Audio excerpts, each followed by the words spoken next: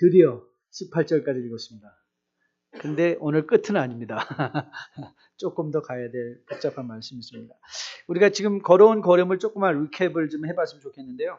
우리가 11절부터 13절의 말씀을 통해서 몇 주에 걸쳐서 우리가 성도가 성숙해야만 하는 필연성에 대해서 inevitability of growing in Christ. inevitability.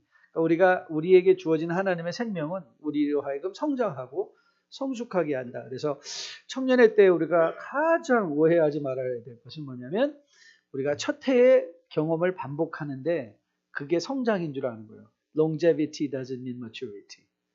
You can repeat the same experience over and over and over and over again. You still want. 그냥 반복해도 한 살인 거예요. 반복해도. 그래서 교회를 10년 다녀도 한 살, 20년 다녀도 한 살이 아니라 우리는 하루를 다니고 이틀을 다니고 3일을 믿고 100일을 믿고 정말 우리가 10년을 믿으면 그에 걸맞는 영적인 성숙을 이루어가야 된다. 이게 필연성이라는 것에 대해서 살펴보았습니다. 그럼 우리가 어떤 면에서 자라갈 것인가? 우리가 성숙의 구체적인 목표도 살펴보았고 특별히 또 우리가 어떤 사람이 되어야 마땅하뇨? 이 질문을 우리가 마음으로 받고 우리가 거룩과 경건 그리고 종말론적인 삶에 있어서 그것은 우리의 목표가 아니라 오히려 성숙의 도구로 책임 있는 삶을 좀 살아가라. 책임지는 삶, 찬양에 책임지고 우리가 읽은 말씀에 책임지고 들은 말씀에 being accountable to what we heard, what we read, what we understood, what we studied. 우리가 같이 말하고 그러니까 왜 그런 말 많이 있잖아요. 그리스천은 죽으면 입만 동동 뜬다고. 입만 동동. 왜냐하면 하도 말을 많이 해서. 제가 그런 것 같아요. 주일날 되면 너무 말을 많이 한 게 아닌가. 그래서 굉장히 이제 자제하고 절제하려고 노력을 하는데요. 이 거룩과 경건과 종말론적인 삶의 목표가 아니라 우리의 삶의 도구로서, 목사면 목사로서, 학생이면 학생으로서, 직장인이면 직장, 아니면 사업을 하는 사람이면 사업을 하는 사람으로서 이 거룩과 그리고 경건과 종말론적인 삶이 활용되어서 그 자리에서 그리스도인의 성숙함과 빛됨이 드러나야 된다. 자, 그러면 이제 우리가 살펴보려는 내용은 무엇인가 하면 그럼 우리가 목표로 삼아야 되는 이제 성숙의 모습은 뭘까? 거룩과 경건과 종말론적인 삶은 목표가 아니라 수단이라고 말씀을 드렸어요. 이제 그러면 우리의 정말 참된 목표는 뭐냐? 우리가 어떤 목표를 가지고 거룩과 경건과 종말론적인 삶의 구체적인 모습을 보여야 될까? 자, 오늘 우리가 그래서 중심적으로 살펴보려는 것은 14절 한 구절입니다. 14절 한 구절을 살펴보려고 하는데요. 자, 우리 같이 한 번 더 읽어보도록 하겠습니다. 14절 같이 읽습니다. 시작.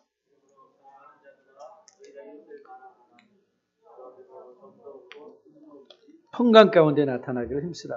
사실 15절까지도 연결되면 좋거든요. 15절 첫 번째 말씀이 뭐죠? 또 우리 주의 오래 참으심이 구원이 될 줄로 해요. 이건 사실 별도의 다뤄도 되고 우리가 함께 다뤄도 되는데 오늘 제가 14절로만 머물려고 합니다. 오늘 본문이 어떻게 시작하냐면 so then 이렇게 시작해요. so then. 그러므로 therefore. 우리말은 그러니까 이게 뭔가 이 접속사는 뭔가 앞서 지금 말한 말들의 뭐예요? I'm about to conclude what I've been saying. 이거 아니에요? 그렇죠? So then. 아니면 therefore. So 이 말이 이제 conclusion을 향해서 가고 있다라는 거예요. 지금까지 우리가 걸어온 걸음은 we're building up for this. 우리가 building up for this. 이걸 때문에 우리가 building up 하고 있다. 그래서 그 결론이 뭐냐? 어떤 사람이 되어야 마땅하뇨? 이 질문의 답이 여기 나오는 거예요. 어떤 사람이 되어야 될 것이냐? 그래서 이 질문의 답이 좁게는 베드로서 전체의 결론, 전서 후서의 결론이라고도 할 수 있고요. 아니 이건 더 나가서 우리 성경 전체, 우리를 향한 하나님의 뜻, 성경의 전체적인 목표라도 절대 관이 아닙니다. 자, 그러면 일단 단도직입적으로 directly let us first recognize the answer. 도대체 무슨 질문인가 답인가를 먼저 봅시다. 세 가지예요. 우리가 이루어야 될 성숙의 목표, 주 앞에서. 자, 첫째 가장 중요한 건 뭐라고요? 주님 앞에서요. 그러니까 이게 굉장히 중요한 거죠. 주님 앞에서 세 가지 면이에요. 첫째, 점도 없고 흠도 없고 평강 가운데 나타나라. 이제 이거예요. 점도 없고 흠도 없고 평강 가운데 나타나라. 이 목표를 아는 게 매우 중요합니다. 왜냐하면 여러분도 여행을 떠날 때는 일단 목적지가 있는 게 중요해요. 목적지를 아는 게 굉장히 중요해요. 왜냐하면 목적지를 알면 그 목적지가 우리의 방향을 계속해서 점검하게 만들어요. 그러니까 우리가 여러분에게 자주 드린 것처럼 LA를 갈 거면 우리가 I-70 웨스트를 타고 가야 돼요. 웨스트를. 그러니까 LA라는 목적지가 지금 내가 가고 있는 길에 정당성을 부여하는 거예요. 그렇기 때문에 만약에 나는 LA 갈 거예요. 그러면서 I-70 이스트를 타고 계속 가고 있으면 뭐 지구가 둥그니까 언젠가는 오겠죠. 그러나 그거는 지구가 둥글어도 그렇게 갈 길은 아니죠. 그렇죠. 이스트를 타고 가고 있으면 빨리 뭐 해야 돼요? 돌려야 돼요. 그렇죠. 돌려서 웨스트를 향해서 가야 돼요. 목적지를 알 때 방향이 정당화된다. 이거 굉장히 중요한 거예요. When you know the purpose, when you know the destination, your road's direction can be justified. 그렇죠. 우리의 길이 정당화될 수 있는 거예요. 그러니까 우리가 던져야 되는 질문은 인생은 얼마나 빨리 가는 것보다도 이 방향이 더 중요한 거예요. 그렇죠. 속도보다는 방향이다. 그러니까 우리가 돈을 많이 벌길 원하고 좋은 잡을 갖기 원하는데 그것보다도 더 중요한 질문은 why. 그렇죠. 그 목적에 대한 이해가 있어야 내가 지금 제대로 가고 있구나. 이게 내가 가야 될 길이구나 하는 것을 우리가 recognize 할 수 있다는 것이죠. 자, 그래서 우리가 이 목표를 이제 설정받았는데요. 이거는 그러면 이제 우리가 이제 던져야 되는 중요한 질문들이 몇 가지가 있어요. 이것을 제가 마태복음 22장 말씀을 이제 등장시키면서 한번 이해해 보려고 해요. 마태복음 22장은 율법사가 인간이 지켜야만 되는 핵심적인 율법의 내용을 좀 말해 주십시오. 그렇게 했을 때 주님께서 이렇게 답변해 주셨어요. 마태복음 22장 성경 있는 친구들은 찾아도 좋은데요. 37절인데 이렇게 말했어요. 예수께서 이르시되 내 마음을 다하고 목숨을 다하고 뜻을 다하여 주 너희 하나님을 사랑하라 하셨으니 이것이 크고 첫째 되는 계명이요 둘째도 그와 같으니 내 이웃을 내 자신같이 사랑하라 하셨으니 이 두 계명이 온 율법과 선지자들의 강령이다. 자, 이 질문이 왜 중요하냐면 이 마태복음 22장이 왜 중요하냐면 그러니까 여러분들과 저의 삶의 바운더리를 정해준 거예요. 삶의 바운더리. 그러니까 나는 어디서 점도 없어야 되냐? 어디서 흠도 없어야 되냐? 어디서 경건 가운데 나타나야 되느냐? 자, 이 삶의 영역이 오늘 본문에서 보여주는 거예요. 이 마태복음 22장에서 보여준 거예요. 22장에서. 그래서 첫째 우리는 어디서 점도 없이 흠도 없이 무작정 점도 없이 흠도 없이 나타나는 게 목표가 아니라 하나님과의 관계에서 1차적으로 점도 없이 흠도 없이 평강 가운데. 그런데 하나님과의 관계뿐만 아니라 하나님께 대해서 우리가 온 마음과 힘을 다해서 그를 사랑하고 섬기는 것뿐만 아니라 또 뭐 했어요? 내 이웃을 내 몸과 같이 사랑하라. 그러니까 즉 우리는 이웃과의 관계 속에서도 뭐로 나타나야 돼요? 점도 없이 흠도 없이 평강 가운데 나타나야 됩니다. 이거 굉장히 핵심적이고 신앙에 중요한 거예요. 왜냐하면 제가 이렇게 여러분들을 상담하다 보면요. 거의 대부분 와서 그렇게 얘기를 해요. 나는 결백하다. 나는 아무 잘못 없다. 그러니까 자기는 다 잘하고 있다고 생각해요. 대부분 인간은 그런 착각 속에 살아가요. 나는 다 잘하고 있다. 부부 상담을 해보면 다 그래요. 나는 잘하고 있다. 다 문제는 상대방에게 있다. 나는 예수님 잘 믿고 있다. 그런 분이 한 분 있었어요. 자기는 예수님 너무너무 잘 믿는데 남편이 문제다. 근데 남편한테는 왜 예수 안 믿냐고 물어보니까 저 여자 때문에 안 믿는다. 부인 때문에. 하나님과의 관계는 본인이 하나님과의 관계는 좋은 것 같은데 근데 돌이켜서 생각해 보면 이웃과의 관계는 빵점인 사람들이죠. 그거는 이제 이미 우리는 바운더리를 벗어난 거예요. 우리가 점도 없이 흠도 없이 나타내야 되는 부분은 이제 하나님과의 관계, 이웃과의 관계 속에서 나타나는 거예요. 그래서 오늘 베드로는 전체적인 결론으로 그 말을 하고 있는 거예요. 내가 하나님과의 관계 속에서 그리고 이웃과의 관계 속에서 점도 없이 흠도 없이 평강 가운데 나타나라. 그런데 이제 하나님과의 관계 속에서 이 점도 없다, 흠도 없다, 평강 가운데 나타나라. 이 특별히 점과 흠이 없다라는 표현은 moral excellency를 얘기하려고 하는 것이 아니라 it never meant moral excellency, but rather it is a very cultic language예요. 그러니까 제사적 용어라는 거예요. 우리가 하나님께 제물을 드릴 때는 어떻게 했어요? 점 있는 거를 고르지 않고 점도 없고 흠 없는 거, 그렇죠? 흠 없는 거, 가장 정결하고 깨끗한 걸 드렸어요. 그러니까 결국 그럼 하나님과의 관계 속에서 점도 없다, 흠도 없다라는 것은 그 말의 의미는 내 안에 윤리적 그 우월성이나 나는 윤리적으로 완벽성을 얘기하는 게 아니라 하나님께 드려질 만한가의 의미인 거예요. 그러니까 하나님과의 관계 속에서 점도 없고 흠도 없고 평강권에 나타나는 건 하나님께 드려질 만한가? 하나님께 드려질 만한가? 여러분, I want to ask you this question. 여러분은 하나님께 드려질 만한 삶을, 청년의 삶을 살고 계시나요? 하나님께 드려질 만한 청년의 삶. 하나님께 드려질 만한 청년의 삶. Can I say, 우리가 정말, 나는 정말 blemish, non-blemish, 나는 점도 없고 흠도 없이 주님 앞에 드려질 만하다. 저는 청년이 그렇게 고백할 수 있는 여러분과 저 될 수 있기를 주님의 이름으로 축복드립니다.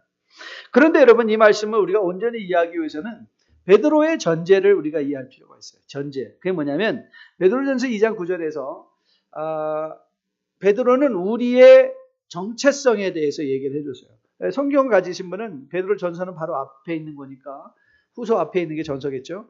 전서를 펴시고 2장 9절 10절을 한번 같이 볼게요. 그게 굉장히 중요한 구절이에요. 왜냐하면 it tells us our identity in Christ.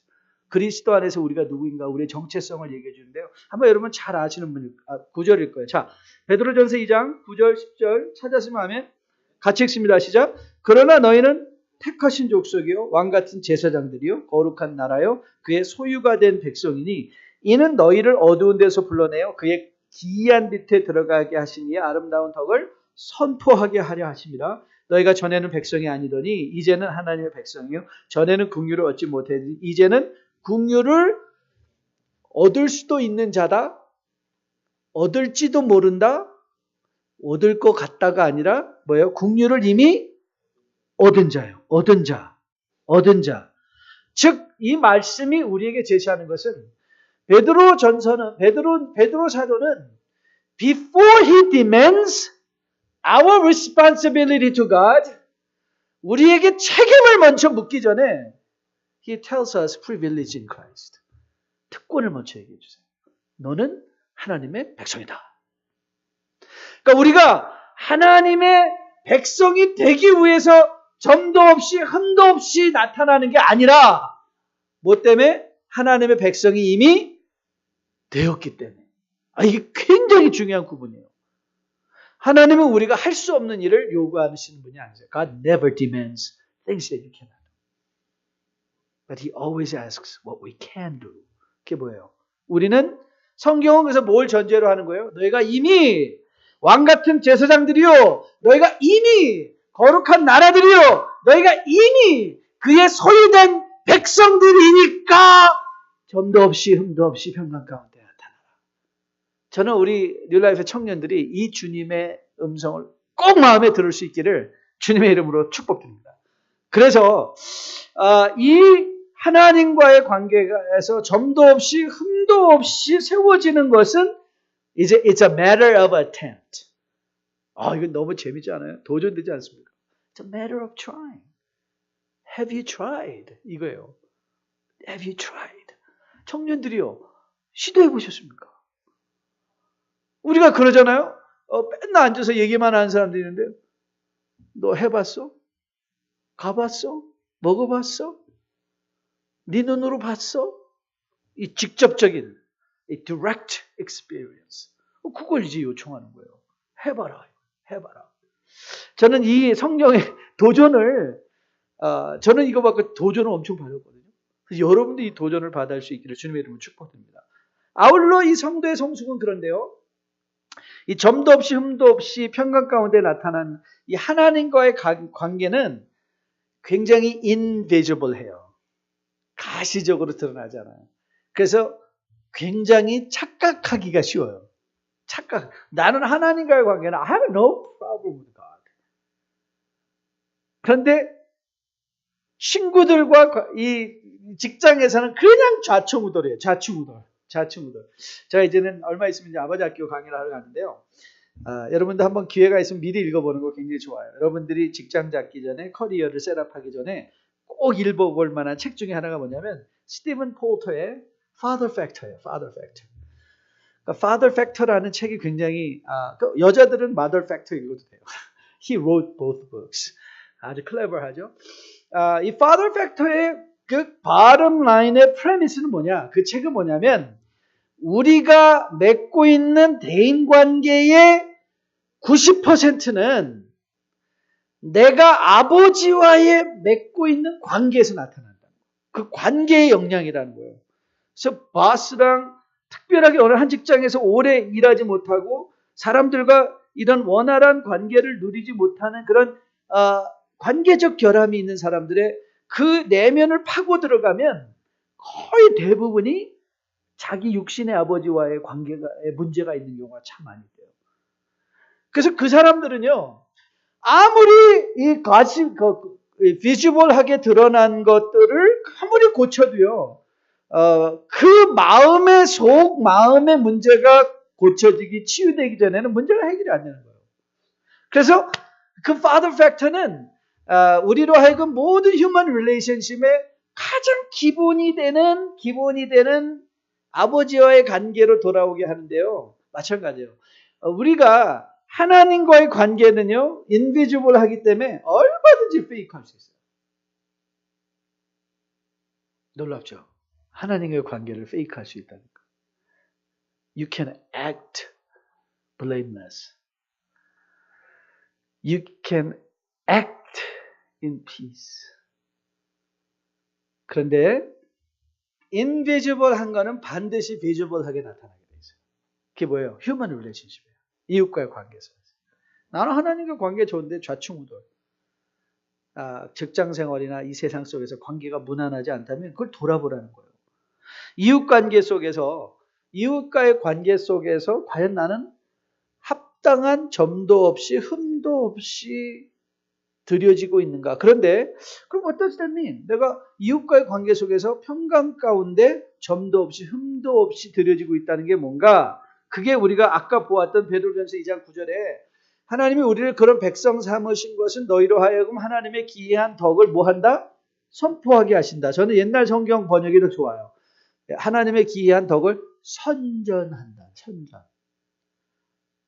마치 애드버타이징 하는 것처럼.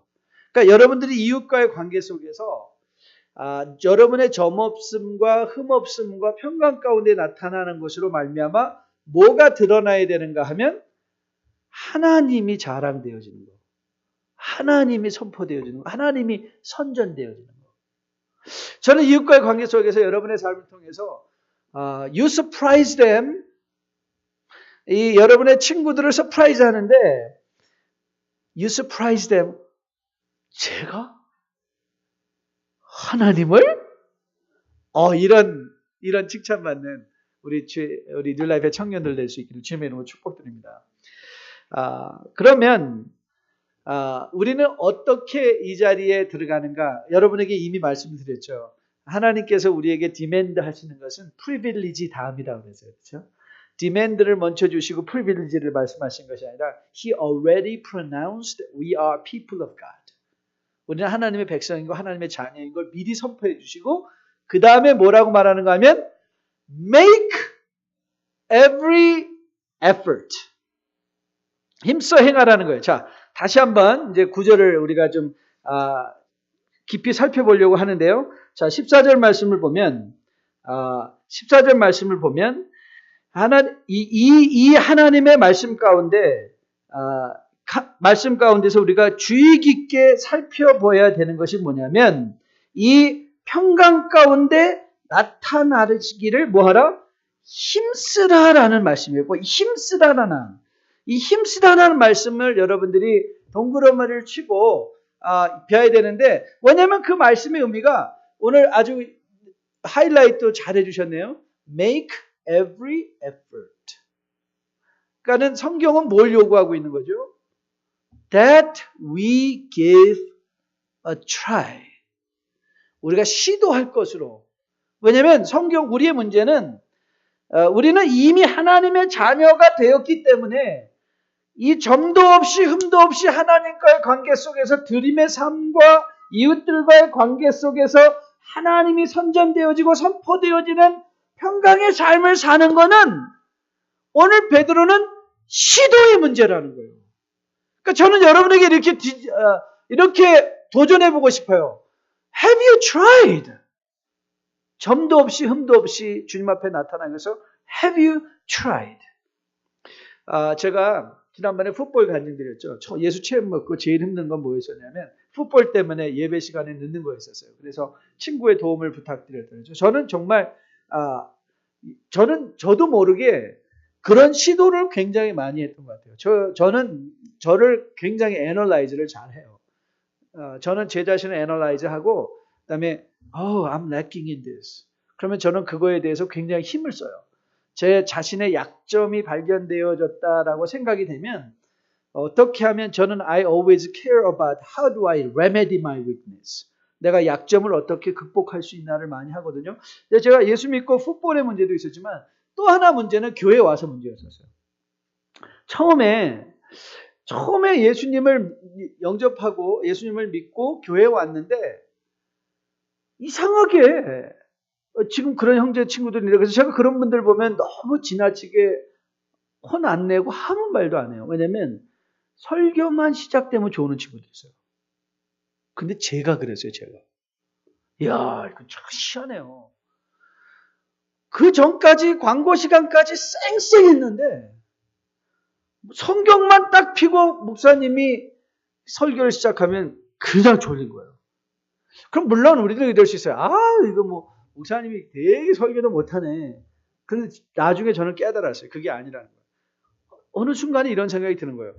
야, 이거 정말 내가 내 하나님의 말씀을 듣지 못하게 하는 방해하는 뭔가 영적인 존재가 있는 것 같다라는 생각이 들더라고요.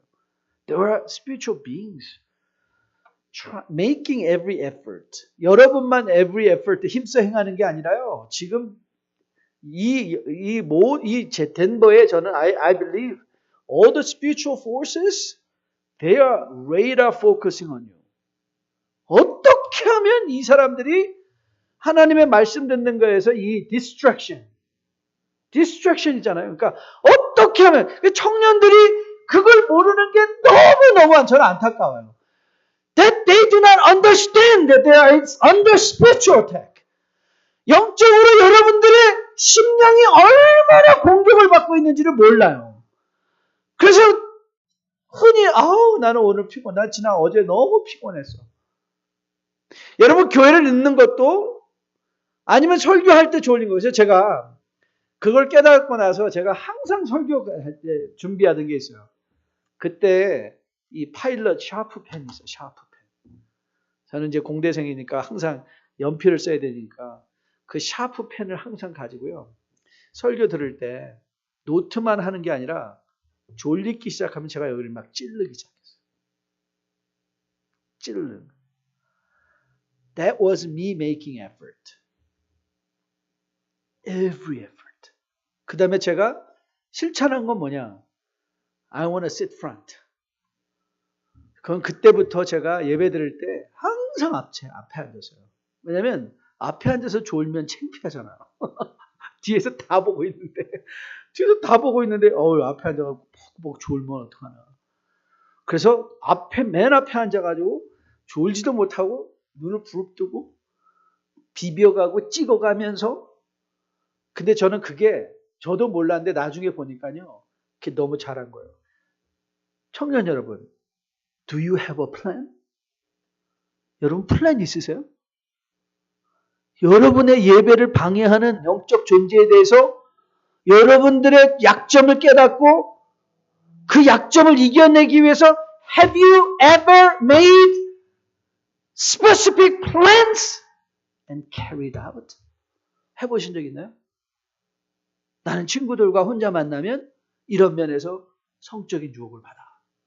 그래서 나는 혼자 만나지 않고 여러분들이 교회 올 때 늦기 때문에 나는 늦지 않기 위해서 난 2시간 전에 일어나서 오히려 교회 와서 그런 플랜을 만들어 보신 적 있냐고요. 성경을 읽기 위해서 맨날 성경 재미없다고 하지 말고 나는 그래서 성경을 읽기 위해서 나는 악착같이 어떻게 하면 making every effort 힘써 행하라. 힘써 행하라. 힘써.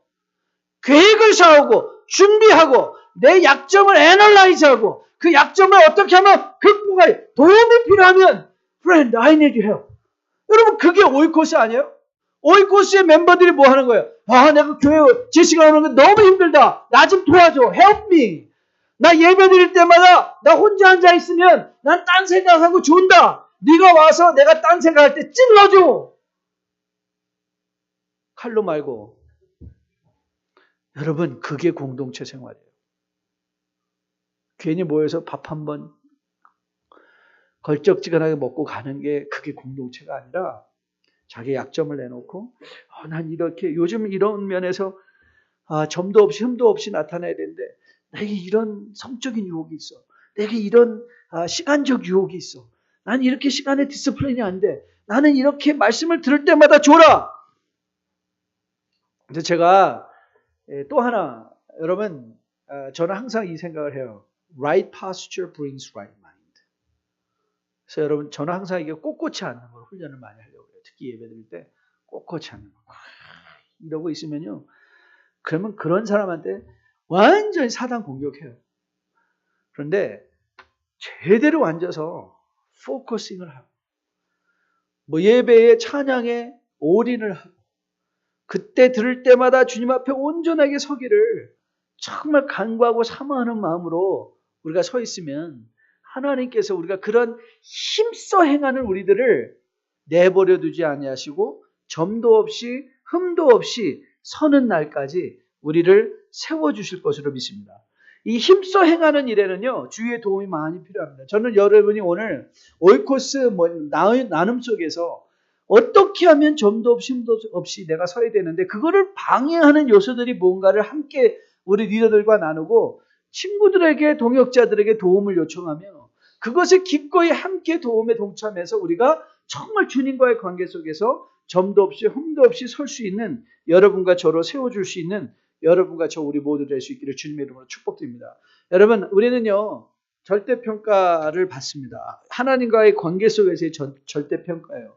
그러니까 우리가 얼뜻 보기에는 제가 이런 예를 들었는데요. 저는 정말 이 마이너스 10에서 시작한 사람이에요. 영적인 수준이 있다면 저는 정말 worst possible situation에서 하나님이 저를 불러주셔서 그런데 제가 영적인 그러니까 그 가운데 친구들 가운데 여러분 영적으로 예를 들면 쉽게 설명하여서 숫자로 표현한다면 어떤 사람은 영적인 수준이 1에 있던 사람이 있었어요. 근데 그 사람이 수준이 1이었는데 2로 성장했어요. 그러면 굉장히 큰 성장이죠. 그런데 저는 영적인 10이었어요. 영적으로 마이너스 10이었는데 저는 막 성장을 해가지고 마이너스 1까지 갔어요. 그러면 여러분 겉으로 드러나기에 마이너스 1인 저는 플러스 2인 사람보다는 훨씬 더 덜 떨어진 것 같아 보이지만 그러나 하나님은 우리에게 뭘 보세요?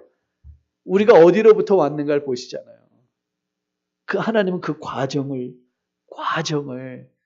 중요하게 보시고 그 과정 속에서 우리 힘써 행하는 노력의 모습을 즐거워받으신 하나님, 이 하나님을 여러분들이 이해하고 오늘도 우리가 성숙의 목표로서 점도 없고 흠도 없이 나타나기 위해서 여러분들의 삶의 영역 속에 making every effort 모든 영역 속에 힘써 행하며 주님과 함께 주님 앞에 이웃들과 함께 정말 여러분의 삶을 통하여 하나님이 선포되고 선전되어지고 하나님께 점도 없이 흠도 없이 우리의 거룩한 삶이 제물로 드려지며 그래서 평강 가운데 하나님과 이웃들과의 평강 가운데 여러분과 저와 살아낼 수 있는 우리 뉴라이프의 복된 청년부 다 될 수 있기를 주님의 이름으로 축복드립니다. 저는 다 함께 나서 마지막 찬양하려고 하는데요. 여러분 혹시라도 나는 안 돼 힘들어 예수 믿은 지 얼마밖에 안 되는데 예수 믿으러 나온 지도 얼마 안 되는데 근데 여러분 하나님은 여러분들의 모럴 퍼펙션을 요구하시는 게 아니라 여러분들이 이미 하나님의 자녀된 것을 확인시켜 주시길 원하시고, 그리고 여러분들이 그 예수 그리스도의 힘을 그리스도의 힘을 입어서 삶의 모든 영역에서 힘써 행하기를 권면하고 계세요. 이 하나님의 힘과 능력, 내가 이미 그리스도 안에서 어떤 존재가 되었는가를 다시 한번 깨달으며 오늘도 주님과 함께 나 일어나겠습니다. 나의 약함 중에서도 공동체의 도움을 청하며 예수님의 이름으로 내가 분연히 일어나 하나님의 거룩한 점도 없고 흠도 없는 제물의 삶을 살겠습니다. 결단하는 시간 되기를 주님의 이름으로 축복드립니다.